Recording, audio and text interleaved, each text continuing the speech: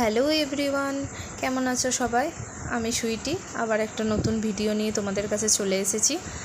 আজকে আমি বিকেলের টিফিনে বানালাম চাউমিন। দেখো কিভাবে বানালাম চাউমিন।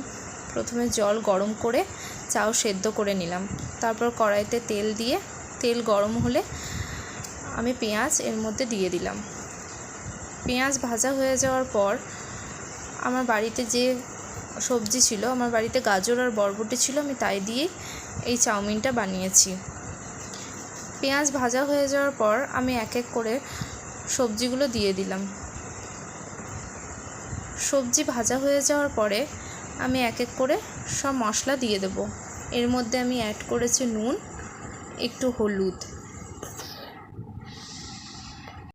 নুন আর হলুদ ভালো করে মিক্সড হয়ে গেলে আমি এর মধ্যে সেদ্ধ করা চাউটা দিয়ে দিলাম। তারপর সবজিগুলোর সাথে ভালো করে চাউটা মিক্সড করে নেওয়ার পর আমি এর মধ্যে দিয়ে দেব একটু ম্যাগি মশলা।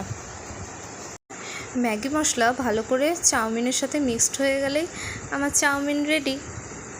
এবার এটা তুমি ডিম ভাজা, একটু সস, যা খুশির সাথে তুমি খেতে পারো। দেখো আমার চাউমিন রেডি।